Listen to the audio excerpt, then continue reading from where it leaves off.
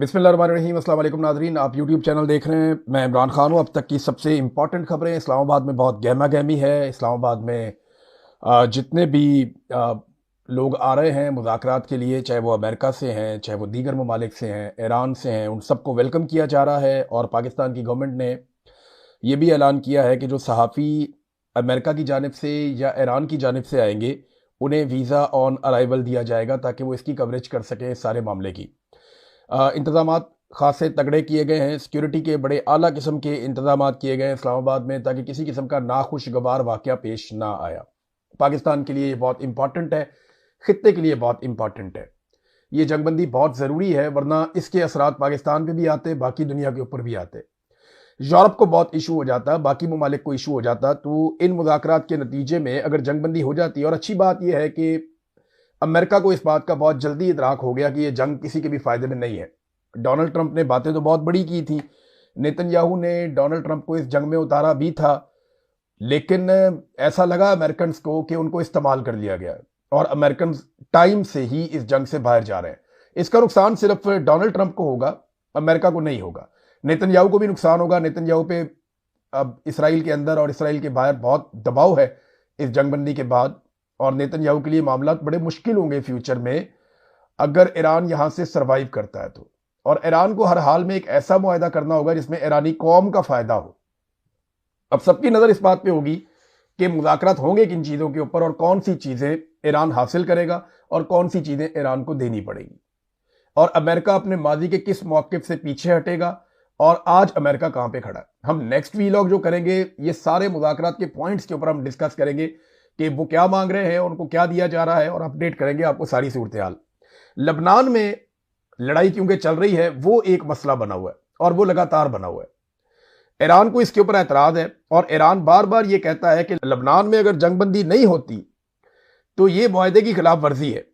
ईरानी सदर बार बार ये बात करते हैं कि ये जो जंगबंदी का मुआहदा हुआ है अब तक कि 2 हफ्ते के लिए हम लोगों ने लड़ाई नहीं करनी, ये उसकी खिलाफ वर्जी है जो लबनान पे अटैक किए जा रहे हैं।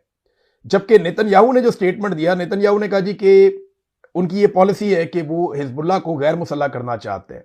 अगर आप गौर करें तो लबनानियों को गैर मुसल्लह करना चाहते हैं इसराइली, और फ़लस्तीनियों को भी गैर मुसल्लह करना चाहते हैं। बोर्ड ऑफ पीस के अंदर इसके ऊपर डिस्कशन भी हुई। फिर ईरानियों को भी गैर मुसल्लह करना चाहते हैं कि इनके हथियार भी ले लिए जाएं या इनके पास ऐसे हथियार ना हो जो इसराइल के लिए खतरा हो। तो इसराइल सबको निहत्था कर रहा है, लेकिन इसराइल को हथियार मिलते हैं दुनिया के बेहतरीन इदारों से, दुनिया के बेहतरीन ममालिक से। दुनिया के बेहतरीन हथियार इसराइल इकट्ठे भी करता है। ये भी एक रियलिटी है, इससे हम भाग नहीं सकते। बहरहाल ये इस जंग के अंदर नेतन्याहू का मकसद है कि वो अभी जंग जारी रखेगा और वो ऑपरेशन करता रहेगा लबनान के ऊपर, जबकि ईरान कह रहा है कि लबनान जंगबंदी से किसी सूरत हम अलग नहीं होंगे, जंगबंदी के मामले से लबनान को अलग नहीं करेंगे। अब मुज़ाकरात का टाइम है और दुनिया इसको देख रही है बड़े पॉजिटिव अंदाज में। डोनाल्ड ट्रंप को भी उम्मीद है कि सारी चीजें ठीक हो जाएंगी, पाकिस्तान को बड़ी उम्मीद है और पाकिस्तान ने कहा कि सारा कुछ काबू में है। नेतन्याहू पे एक प्रॉब्लम तो इसराइल के अंदर भी है ना, वो प्रॉब्लम के ऊपर केस भी है रिश्वत के हवाले से भी और इख्तियारात के गलत इस्तेमाल के हवाले से भी, उसमें भी उसको काफी मुश्किलात का सामना है। अब जब आलमी सतह पर ऐसी शर्मिंदगी हुई है तो वो लबनान पे अटैक करके उसको मिटाना चाहते हैं। देखिए लबनान में बैरूत पे जिस किस्म की तबाही हुई है, जैसी आग वहां पे बरसाई गई है, ऐसी तबाही पहले कभी हमने नहीं देखी। वहां इतने बड़े पैमाने पे बैरूत को तबाह किया गया कि अस्पतालों में जख्मी भरे पड़े हैं। अद्वियात की किल्लत रिपोर्ट हो रही है।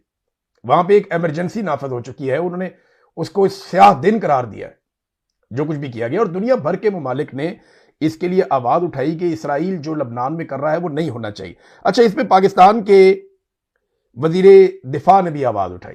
पाकिस्तान के वजीर दिफा ख्वाजा आसिफ ने एक ट्वीट किया, लेकिन ख्वाजा आसिफ ने वो ट्वीट डिलीट कर दिया। जो ट्वीट ख्वाजा आसिफ ने किया वो ट्वीट किया, मैं ट्रांसलेट भी कर देता हूं लेकिन आप ये देख लें, इंग्लिश में इसका बड़ा इंपैक्ट है। उन्होंने कहा जी, Israel is able and curse for humanity while peace talks are underway in Islamabad, genocide is being committed in Lebanon, innocent citizens are being killed by Israel, first Gaza, then Iran, and now Lebanon. Bloodletting continues unabated. I hope and pray people who created this cancerous state on Palestinian land to get rid of European Jews burn in hell. ये बड़ा ख्वाजा आसिफ साहब ने जबरदस्त किस्म का statement दिया Israel के हवाले से। इस तरह के स्टेटमेंट बाकी लोग भी देते हैं, यानी ऐसे स्टेटमेंट हमने सख्त स्टेटमेंट इसराइल के खिलाफ यूरोपीय रहनुमाओं की जानिब से भी देखे, पाकिस्तान के दीगर रहनुमाओं की जानिब से भी देखे। इमरान खान ने बड़े सख्त बयान दिए। लगभग इमरान खान के, अभी भी मैं सोशल मीडिया पे देख रहा था, मैंने 17 ऐसे बयान देखे जो उन्होंने डायरेक्टली इसराइल के खिलाफ दिए, और उनमें से एक भी बयान को आज तक डिलीट नहीं किया गया। ख्वाजा आसिफ का ये ट्वीट डिलीट हो गया। ख्वाजा आसिफ ने इस ट्वीट में क्या कहा, पहले आप ये देखें जरा, उर्दू में आपको थोड़ा सा मैं समझा देता हूं। ख्वाजा आसिफ ने इसराइल को जो है वो एक कर्ज करार दिया, उनको ईवल करार दिया, एक बुराई करार दिया इसराइल को। और उन्होंने इल्जाम आयद किया कि इस्लामाबाद में बातचीत हो रही है, ऐसे वक्त में लबनान में नस्लकुशी कर रहा है इसराइल। ख्वाजा आसिफ ने कहा कि मासूम शहरी इसराइली कार्रवाइयों में मारे जा रहे हैं, पहले गजा में, फिर ईरान में, और अब लबनान में खून रेजी का ना रुकने वाला सिलसिला जारी है। ख्वाजा आसिफ ने इसराइल को कैंसर ज़दा एक रियासत करार दिया, और इसके क़याम के मुतालिक उन्होंने कहा कि उनको जहन्नुम में जलना चाहिए जिन्होंने ये रियासत कायम की फ़लस्तीनियों की सरजमीन पर। ये ख्वाजा आसिफ का स्टेटमेंट था। लोग बड़े खुश हो गए, लोगों ने इसको रीट्वीट भी किया, और पजीराई मिल ही रही थी कि ख्वाजा आसिफ ने ये स्टेटमेंट डिलीट कर दिया। उसके पीछे रीज़न यह है कि इसराइल ने इसके ऊपर रद्द-ए-अमल दिया है। इसराइली वज़ीर आज़म के दफ्तर ने पाकिस्तान के वज़ीर दिफा ख्वाजा आसिफ के बयान की मजम्मत कर दी, जिसमें उन्होंने इसराइली रियासत को कैंसर ज़दा करार दिया था।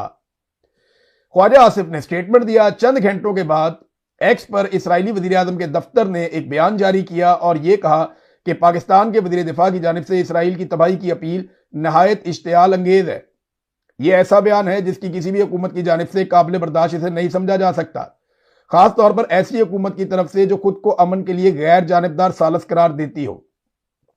इसराइली वज़ीर खारजा जदऊन सायर ने भी पाकिस्तानी वज़ीर दिफा की सोशल मीडिया पोस्ट पर सख्त रद्द-ए-अमल देते हुए कहा कि यहूदी रियासत को कैंसर ज़दा करार देना उनकी तबाही की अपील करने के मुतरादिफ है। लो जी, पाकिस्तान तो इसराइल को तस्लीम ही नहीं करता, और इसराइल अमन मुज़ाकरात का हिस्सा ही नहीं है। अब ख्वाजा आसिफ अगर ये कहेंगे ना कि अमन मुज़ाकरात चल रहे थे, मैंने इसलिए अपनी ट्वीट डिलीट की, नहीं, इमरान खान ने आज तक अपनी एक भी ट्वीट डिलीट नहीं की। थोड़ा अर्सा पहले यही ख्वाजा आसिफ टीवी प्रोग्राम में बैठ के कह रहे थे कि इमरान खान का कोई एक बयान दिखा दें जो उसका इसराइल के खिलाफ हो, तो बहुत सारे बयानात निकाल के टीवी वालों ने दिखा दिए। फिर ख्वाजा आसिफ ने कहा जनाब कि इमरान खान अपनी बात करता है, वो इसराइल के खिलाफ बात नहीं करता, हालांकि इमरान खान जेल में बंद है। और फिर इमरान खान साहब के दर्जनों ट्वीट उनके लोगों ने निकाल के दिखा दिए जनाब कि ये देखें, इमरान खान ने बार बार इसराइल के खिलाफ बात की, उसके जुल्म के खिलाफ बात की, और इमरान खान ने आज तक एक भी ट्वीट डिलीट नहीं किया।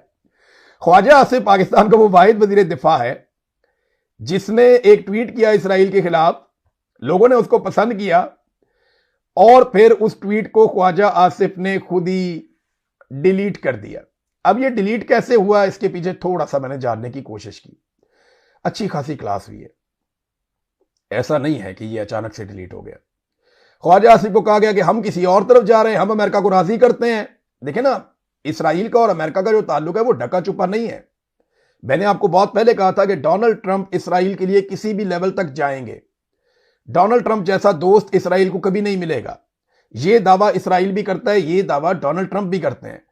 अब डोनाल्ड ट्रंप को इसराइल जो है वो बहुत प्यारा है। अब उस इसराइल के खिलाफ जब आप बात करेंगे तो फिर आपको डांट तो पड़ेगी। तो ख्वाजा आसिफ साहब ने अपना ट्वीट डिलीट कर दिया और ये सारी शर्मिंदगी अपने खाते ले ली, क्योंकि माजी में वो ताने देते थे, वो बातें करते थे, बड़े बड़े जमीन आसमान के कलाबे मिलाते थे। तकरीबन टोटल ये औकात है कि इनको ट्वीट डिलीट करना पड़ गया। अफसोसनाक बात है।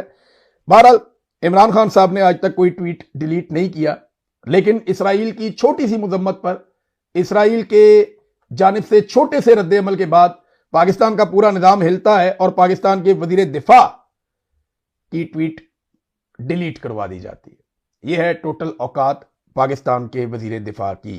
फिर ट्वीट करनी नहीं चाहिए थी। वैसे अच्छी बात यह थी कि ख्वाजा आसिफ ट्वीट करते ही ना। उन्हें इतना पता होना चाहिए कि उनकी एस्टेब्लिशमेंट इस वक्त क्या सोच रही है, उन्हें यह पता होना चाहिए कि उनकी रियासत इस वक्त क्या कर रही है और उसकी पॉलिसी क्या है। उन्हें पता होना चाहिए कि वो इसी इसराइल के साथ बोर्ड ऑफ पीस में बैठे हैं। उन्हें पता होना चाहिए कि इसी इसराइल की हिफाजत के लिए बोर्ड ऑफ पीस एक इस्तेहकाम फोर्स बनाने जा रहा है, जिसका पाकिस्तान हिस्सा है और जिसमें पाकिस्तान अर्जी डाल चुका है कि हम आएंगे और आकर इसराइली सरहदों की हिफाजत करेंगे और फलस्तीनियों को गैर मुसल्लह करेंगे। ये काम हम करेंगे, वहां पे अमन कायम करेंगे। अब पाकिस्तानियों को कुछ भी बताया जाए, हकीकत तो यही है जो डोनाल्ड ट्रंप ने बताई है। डोनाल्ड ट्रंप ने कैटेगोरिकली कहा कि वो इसराइल की हिफाजत का बंदोबस्त करेंगे और इसराइली सरहदों को महफूज बनाएंगे और वहां पे जो हमास है, फलस्तीनी है, उन्हें गैर मुसल्ला करेंगे और इसके लिए वो ताकत का इस्तेमाल करेंगे और ये काम मुसलमान ममालिक करेंगे जिसमें पाकिस्तान ने अर्जी भी डाली हुई है। ख्वाजा आसिफ को ना इन बातों का आइडिया होना चाहिए था, ऐसा ट्वीट करना नहीं चाहिए था जिसमें ख्वाजा आसिफ साहब को बाद में शर्मिंदगी हो। आपने हुर्मुज से जो अच्छी खबर है वो ये है कि आपने हुर्मुज ऑलमोस्ट जुजवी तौर पे खुला है। डोनाल्ड ट्रंप ने इसके हवाले से कुछ एतराजात किए थे, कुछ ईरान के एतराजात हैं, कुछ डोनाल्ड ट्रंप के एतराजात हैं। तो उम्मीद है कि ये एतराजात सारे दूर हो जाएंगे जब ये आपस में मिलकर बैठेंगे। समझदार लोग हैं, कोई ना कोई हल तो निकालेंगे। ईरान के ऊपर से अगर पाबंदियां हट जाती हैं, उनके जो माजी में बहुत सारे उनके ड्यूज हैं वो क्लियर हो जाते हैं, ईरान की जो चीजें मुंजमद हैं वो उन्हें खोल दिया जाता है, ईरान को फायदा हो जाता है, कुछ आबनाए हुर्मुज के ऊपर भी कोई सेटलमेंट बन जाती है और इसके बदले में ईरान ये गारंटी देता है कि वो एटमी कुव्वत नहीं बनेगा, जिसपे अमेरिका को बहुत एतराज है और ईरान अपनी दिफाई कुव्वत फिर भी जारी रख सकता है, अपनी दिफाई एक्टिविटीज जारी रख सकता है अपने दिफा के लिए। एटमी कुव्वत वो ना बने ये गारंटी वो फिर दे सकता है। हालांकि आयतुल्लाह खामनेई का एक था, पहले से एक फतवा था। देखिए, ये लड़ाई का मकसद ईरान को एटमी कुव्वत बनने से रोकना नहीं था।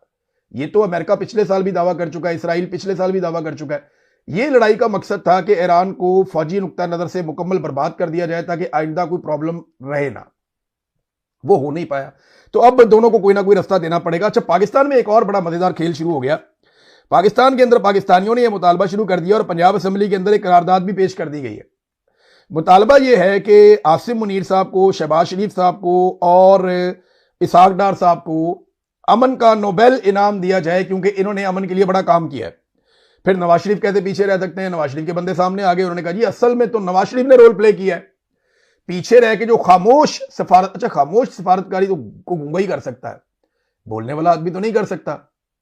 तो यह दावा किया गया कुछ सहाफियों की जानिब से, कुछ टाउटों की जानिब से, कुछ दरबारियों की जानिब से और कुछ नवाज शरीफ के चाहने वाले, उनके करीबी सियासतदान, उनका यह हक है, वो ये बात कर सकते हैं।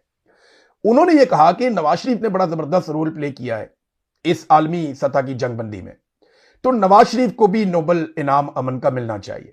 यह सारा कुछ नवाज शरीफ ने किया। फिर जरदारी साहब कैसे पीछे रह सकते थे? उनके लोग सामने आ गए। शेरी रहमान साहबा का स्टेटमेंट है, बाकी कुछ लोग भी कह रहे हैं कि जरदारी साहब ने जो बैक डोर से राब्ते किए ना और जो कमाल किया जरदारी साहब ने, जंगबंदी उसकी वजह से हुई है। अभी थोड़े दिनों में आपको इसके अंदर बिलावल का रोल भी नजर आना शुरू हो जाएगा। फिर आपको एएनपी का, फजलुर रहमान का, ये सारे इस मिठाई में हिस्सा खाएंगे। ये सारे कहेंगे जनाब हमने ये किया, हमने ये किया। देखिए, कामयाबी के सारे हिस्सेदार बन जाते हैं, नाकामी का कोई हिस्सेदार नहीं होता। इन सबको ये इज्जत पाकिस्तान की वजह से मिली है। पाकिस्तान एक एटमी मुल्क है, ताकतवर मुल्क है, 25 करोड़ लोगों का मुल्क है। जिस जगह पे पाकिस्तान है, पाकिस्तान के अवाम का ईरानी अवाम के साथ एक शानदार ताल्लुक है। इस बुनियाद पे पाकिस्तान को यह मौका मिला और पाकिस्तान की मौजूदा हुकूमत ने लगातार कोशिश की कि मुज़ाकरात हों, कोई ये मसला हल हो जाए, हमें लड़ाई में ना उतरना पड़े। और ये बात बिल्कुल ठीक है क्योंकि अवामी दबाव बहुत था इनके ऊपर। वरना देखिए, एक वक्त ऐसा आया था कि इस बात का खदशा हो रहा था कि पाकिस्तान जानिबदार होने जा रहा है और पाकिस्तान जानिबदार हुआ भी। पाकिस्तान के वुज़रा के स्टेटमेंट से हमें पता चलता है, पाकिस्तान के अंदर जो ब्रीफिंग हुई उनसे हमें पता चलता है, पाकिस्तान के आर्मी चीफ ने जो मुलाकातें की उनसे पता चलता है। तो बात खुल रही थी आहिस्ता आहिस्ता। जो दावे अरब मीडिया कर रहा था उनसे भी पता चलता है। लेकिन अच्छी बात यह है कि अमन हो रहा है, लेकिन अब इन्हें अमन का नोबेल इनाम चाहिए। पहले डोनाल्ड ट्रंप को तो दिलवा दो। कभी ये कहते हैं अमन का नोबेल इनाम डोनाल्ड ट्रंप को दिलवाया जाए। आसिम मुनीर और शहबाज शरीफ साहब ने प्लान किया था अमन का नोबेल इनाम डोनाल्ड ट्रंप को दिलवाते हैं, फिर नेतन्याहू ने प्लान किया दिलवाते हैं। अभी अमन का नोबेल इनाम नेतन्याहू को मिला नहीं तो आसिम मुनीर साहब के लिए मांग लिया, शहबाज शरीफ के लिए मांग लिया, और तो और इसहाक डार, नवाज शरीफ और जरदारी साहब भी बीच में आ गए हिस्सेदार। तो मेरे ख्याल में अमन का एक नोबेल इनाम बना के ना उसकी फोटोकॉपियां करवा के इन सबको दे देनी चाहिए। मैं आपको बताता हूं इनको अमन का नोबेल इनाम क्यों मिलना चाहिए। ये बड़ी इंपॉर्टेंट, ये चंद नुकात है मैं आपके सामने रखता हूं कि क्यों पाकिस्तान के फील्ड मार्शल को, शहबाज शरीफ को, इन सबको अमन का नोबेल इनाम मिलना चाहिए। बल्कि मेरे ख्याल में काजी फायज ईसा को भी मिलना चाहिए साथ में। पाकिस्तान दहशतगर्दी से मुतासरा ममालिक की फहरिस्त में इस वक्त पहले नंबर पर है। अमन का नोबेल इनाम इन्हें को मिलना चाहिए। बलूचिस्तान की बदअमनी ऐसी है कि एक एक वक्त में 12-12 शहर जो है वो यरगमाल बना लिए जाते हैं। दहशतगर्द कंट्रोल नहीं होते, पूरी की पूरी ट्रेन जो है उसको यरगमाल बना लेते हैं, अगवा कर लेते हैं। अमन का नोबेल इनाम इन्हें मिलना चाहिए। अफगानिस्तान में एक अस्पताल के ऊपर एयर स्ट्राइक हो जाती है, उसमें सैकड़ों मरीज जो उनका इलाज चल रहा होता है वो सारे वहां पे जाँ बहक हो जाते हैं, शहीद हो जाते हैं, तो अमन का नोबेल इनाम इन्हें मिलना चाहिए। आज तक किसी आर्मी चीफ को अमन का नोबेल इनाम मिला इससे पहले, लेकिन ये अमन का नोबेल इनाम मिलना चाहिए। पाकिस्तान में दर्जनों सियासी मुखालिफिन सड़कों पर कत्ल कर दिए गए गुज़िश्ता चंद सालों में, अमन का नोबेल इनाम इन्हीं को मिलना चाहिए। जबरी गुमशुदगियां पाकिस्तान के अंदर लगातार जारी हैं। सियासी वर्करों को, सहाफ़ियों को, वकला को, शायरों को यहां पे जबरी तौर पे लापता किया गया, प्रोफेसर्स को, मुखालिफ आवाज़ों को जबरी तौर पे गुमशुदा किया गया। लोग अब तक गुमशुदा है, अमन का नोबेल इनाम इन्हीं को मिलना चाहिए। पाकिस्तान में सिविलियंस का ट्रायल किया गया फौजी अदालतों में, पूरी दुनिया में जग हंसाई हुई, अमन का नोबेल इनाम इन्हीं को मिलना चाहिए। खवातीन की बेहुरमती, उन्हें सड़कों पे घसीटा गया, बड़े पैमाने पर खवातीन को गिरफ्तार किया गया, अमन का नोबेल इनाम इन्हीं को मिलना चाहिए। चादर और चार दीवारी का तकद्दुस पामाल किया गया और बार बार किया गया, अमन का नोबेल इनाम इन्हीं को मिलना चाहिए। इंसानी हकूक की खिलाफ वर्जियां की गई और बड़े पैमाने पर की गई, दुनिया में खबरें भी इसके बारे में छपी, आलमी रिपोर्टें भी आई, तो अमन का नोबेल इनाम इन्हीं को मिलना चाहिए। सियासी मुखालिफिन को कुचलने का सिलसिला जारी है। पाकिस्तान का पूरा इलेक्शन का मैंडेट चोरी कर लिया, पाकिस्तान के सबसे मकबूल लीडर को जेल में कैद तन्हाई में डाला हुआ है, उसकी आंख की बिनाई जाया हो रही है, अमन का नोबेल इनाम इन्हीं को मिलना चाहिए। बारंग बलोच और ईमान मजारी जैसी खवातीन अभी भी पाबंदे सलासल हैं, तो अमन का नोबेल इनाम इन्हीं को मिलना चाहिए। और इनके कामों की वजह से पाकिस्तान का GSP+ का स्टेटस भी खतरे में है, लिहाजा अमन का नोबेल इनाम इन्हीं को मिलना चाहिए। तो मेरी भी पुरजोर सिफारिश है कि पाकिस्तान को इस कारनामे पे, देखिए ये पाकिस्तान ने काम बुरा नहीं किया, ये काम मैं पहले दिन से कह रहा हूं कि पाकिस्तान का रोल जानिबदार बनने का नहीं है। पाकिस्तान बहुत अहम मुल्क है, हमें हर हाल में जंगबंदी के लिए रोल प्ले करना चाहिए। इसके अलावा रास्ता कोई, यही बात इमरान खान करता था। इमरान खान ने यही काम किया था आज से चंद साल पहले, तो ये सारे इमरान खान को पै गए थे इकट्ठे होके कि ये इमरान खान ने क्या किया, इसमें कौन सी बड़ी बात है। लेकिन आज ये काम पाकिस्तान ने दोबारा किया जो कि अच्छा काम है। लेकिन यार अमन का नोबेल इनाम तो ना मांगे, ताड़ा नहीं मानता। अमन का नोबेल इनाम मैं सपोर्ट कर सकता हूं कि आप बारंग बलोच को दे दें, उसने बहुत जिद्दोजहद की है।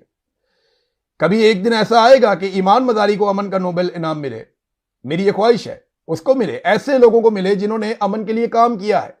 इस वक्त जो स्पेन का वजीर आजम है, वो जिस तरीके से बात कर रहा है, जिस तरीके से सामना कर रहा है फस्तायत का, और जिस तरीके से वो दुनिया में जुल्म को एक्सपोज कर रहा है, अमन का नोबेल इनाम उन्हें मिलना चाहिए। ये जो फ्लोटेला लेकर गए थे बहुत सारे लोग, जिन्हें इस्राएली फौज ने गिरफ्तार कर लिया, जो अमन के लिए चले, अपनी जानें खतरे में डाल दी, सेनेटर मुश्ताक उसके अंदर शामिल थे। अमन का नोबेल इनाम इन जैसे लोगों को मिलना चाहिए। बहरहाल अब तक के लिए इतना ही। उम्मीद करते हैं कि इस्लामाबाद कामयाब हो और इन मुज़ाकरात का कोई ऐसा नतीजा निकले कि खित्ते में दोबारा जंग ना हो और पाकिस्तानी पुरअमन तरीके से रह सके, और गल्फ ममालिक में हो या कहीं पे भी हो, उनको जिलावतन ना किया जाए, उनको निकाला ना जाए, उनकी इज्जत हो। अब तक के लिए इतना ही। अपना ख्याल रखिएगा, अपने चैनल का भी। अल्लाह हाफिज।